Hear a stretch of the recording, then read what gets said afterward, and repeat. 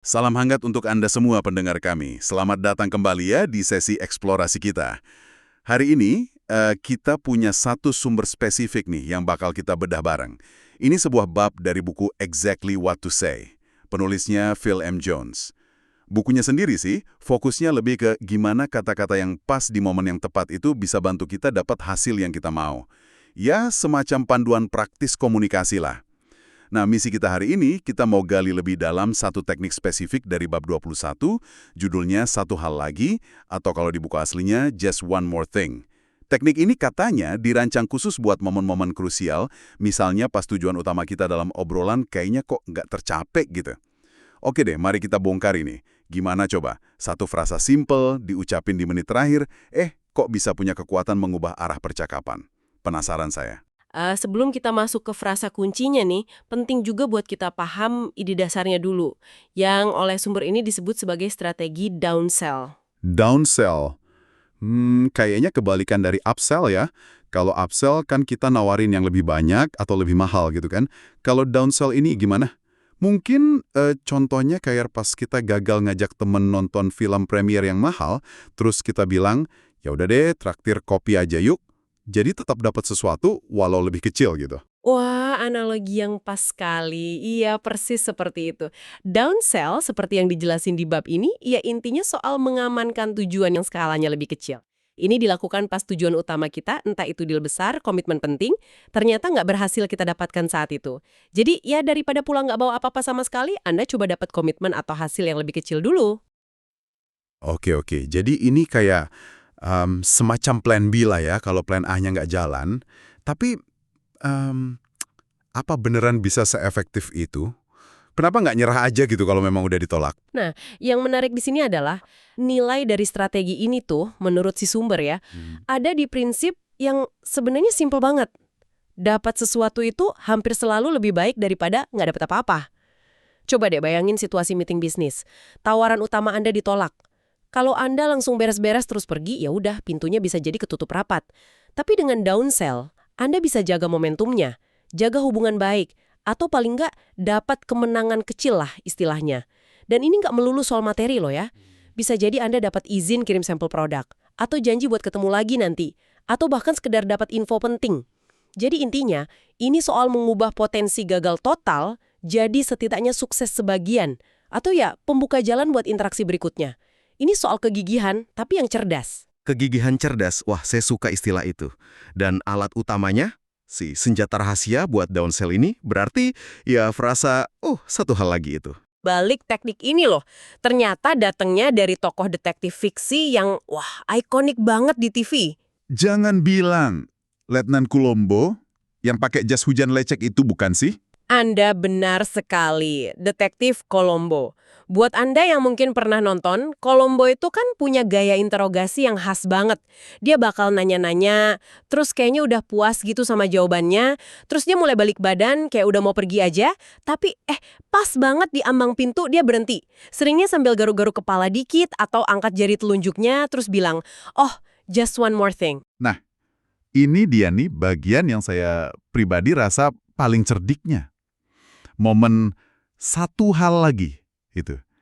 Itu kan biasanya pas dia ngeluarin pertanyaan paling nusuk, yang kelihatannya sepele, tapi ternyata itu kunci kasusnya. Dia kayak mancing pas targetnya udah lengah gitu kan ya? Persis. Dan disitulah letak kejeniusan psikologisnya, yang kemudian diadopsi jadi teknik di buku ini. Sumber kita ngejelasin kenapa ini bisa berhasil. Jadi gini, ketika lawan bicara kita, entah itu tersangkanya Colombo atau calon klien dalam konteks bisnis, merasa obrolan udah kelar, tekanannya kan hilang tuh. Mereka jadi lega. Nah, pertahanan mental mereka secara alami jadi menurun. Jadi pas mereka udah rileks dan mikir, oke, akhirnya beres juga, kita nongol lagi gitu dengan satu permintaan kecil. Benar sekali, dan karena kondisi lengah atau pertahanan yang udah turun ini, mereka jadi lebih terbuka sama satu pertanyaan tambahan atau satu permintaan kecil itu. Ada elemen kejutannya, tapi yang lebih penting lagi ada kontras psikologis. Dibandingin sama permintaan awal Anda yang mungkin gede dan baru aja ditolak, permintaan satu hal lagi ini rasanya jauh lebih enteng. Lebih gampang disetujuin, rasanya kayak, oh cuma ini aja, udahlah nggak apa-apa, gitu. Tapi tunggu dulu, ini apa nggak berisiko kelihatan jadi nggak tulus ya? Atau bahkan kayak, sedikit licik gitu. Seolah kita punya agenda lain setelah pura-pura mau cabut, orang bisa ngerasa dimanipulasi dong. Itu kekhawatiran yang valid banget. Dan sumbernya juga nyinggung kok soal pentingnya cara penyampaiannya. Kuncinya ada di timing, waktu yang pas, dan juga kalibrasi. Pertama, ini dipakainya pas tujuan utama benar-benar nggak tercapai ya, bukan dibuat-buat. Kedua, nada bicara Anda harus tetap kedengaran turus dan santai, jangan maksa. Ketiga, nah ini penting, permintaan satu hal laginya itu harus benerang lebih kecil dan nyambung sama obrolan tadi, bukan sekedar trik murahan buat ngelabuin. Kalau kerasa maksa atau nggak tulus, ya jelas bisa jadi senjata makan tuan. Oke. Jadi kuncinya di penyampaian sama relevansi permintaan kecilnya ya. Terus gimana nih penerapan praktisnya di lapangan? Kapan persisnya momen buat main Colombo ini? Waktu yang paling pas menurut sumber ini, ya pas banget di ujung obrolan atau pertemuan. Pas udah jelas kelihatan kalau komitmen utama nggak bakal Anda dapat saat itu. Udah ada tanda-tanda pertemuan mau selesai lah. Dan caranya juga mesti agak teatrikal, kayak Colombo gitu. Mesti pura-pura balik badan di pintu segala. Ya, nggak harus sedramatis itu juga sih, sedikit tawa. Tapi elemen fisiknya bisa bantu. Misalnya nih, Anda mungkin udah mulai beresin catatan, atau nutup laptop, atau bahkan udah agak berdiri gitu seolah mau pamit. Gerakan fisik ini kan ngirim sinyal kalau obrolan utamanya memang udah selesai. Nah, terus kasih jeda dikit, baru deh Anda kayak baru ingat sesuatu, terus bilang, oh ya, satu hal lagi. Contoh-contoh konkret permintaan satu hal lagi yang disaranin sumber apa aja nih? Kalau tadi contohnya kopi, nah kalau dalam konteks bisnis atau kerjaan, apa aja yang bisa kita minta? Sumbernya ngasih beberapa pilihan sih yang bisa disesuaikan sama kondisi Anda. Misalnya nih, kalau mereka nolak beli produk ukuran normal, Anda bisa tawarin sampel gratis buat dicoba. Oh, satu hal lagi, mumpung saya bawa nih, mau coba sampel kecil produk X ini dulu di rumah? Oh, oke. Masuk akal. Atau kalau pesanan gede ditolak, ajukan aja pesanan percobaan, trial order, yang risikonya jauh lebih kecil. Satu hal lagi, gimana kalau Anda coba pesan satu batch kecil dulu aja buat tes pasar? Nggak ada komitmen jangka panjang kok. Trial order ya. Bisa juga, kalau mereka belum siap komitmen apa-apa, undang aja ke acara yang relevan. Ngomong-ngomong, minggu depan kami ada webinar gratis tentang topik. Tertarik ikut nggak? Webinar, oke. Atau nawarin koneksi juga bisa. Oh ya, sebelum lupa, saya kenal nama orang yang kayaknya bisa bantu Anda soal masalah tadi. Mau saya kenalin? Menarik, nawarin koneksi. Minta bantuan kecil, a favor, yang mungkin bisa buka pintu lain juga oke. Satu hal lagi, boleh saya minta masukan singkat Anda soal presentasi saya tadi? Minta feedback ya. Atau bahkan bisa juga ngajuin pertanyaan yang nanemin benih keraguan atau kelangkaan scarcity soal penawaran awal yang tadi ditolak. Buat mancing mikir ulang gitu. Satu hal lagi, penawaran khusus yang tadi saya sebut itu cuma berlaku sampai akhir bulan ini sih. Apa Anda yakin nggak mau pertimbangin lagi? Wah, banyak juga ya pilihannya. Jadi intinya emang bukan buat maksa jual, tapi lebih ke gimana caranya biar obrolan nggak mati total gitu aja. Tepat sekali. Tujuan akhirnya, seperti yang ditekankan sumbernya, ini bukan sekedar trik jualan biasa. Ini strategi komunikasi. Tujuannya buat menjaga percakapan tetap hidup, menghindari pulang dengan tangan kosong sama sekali, dan ngenalin ide atau komitmen alternatif yang lebih kecil, yang lebih gampang diterima saat itu.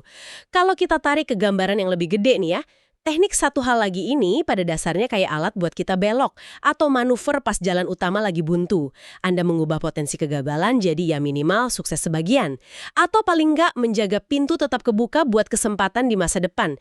Ini cara ngubah enggak buat tawaran gede, jadi iya buat sesuatu yang lebih kecil. Atau setidaknya jadi mungkin nanti. Ini menarik banget sih. Nah, sekarang mari kita bawa ini ke pengalaman Anda sendiri para pendengar kami. Pernah nggak sih Anda ada di situasi di mana presentasi penting, atau negosiasi yang alot, atau bahkan mungkin obrolan personal aja, rasanya kok buntu? Anda ngerasa udah keluarin semua argumen, tapi tujuan utama kayaknya makin jauh aja. Coba deh bayangin sejenak. Di momen itu, setelah Anda ngerasa kayak kalah gitu, bisa nggak ya frasa simpel kayak, oh satu hal lagi? Jadi semacam jembatan kecil buat masuk lagi? Mungkin bukan buat menang perang besarnya, tapi setidaknya menang pertempuran kecil. Entah itu dapat janji ketemu lagi, atau kesediaan nyoba sampel, atau ya sekedar jaga hubungan baik aja. Gimana menurut Anda? Refleksi yang bagus itu. Ini ngingetin kita kalau komunikasi itu emang bukan cuma soal menang atau kalah dalam satu interaksi aja ya.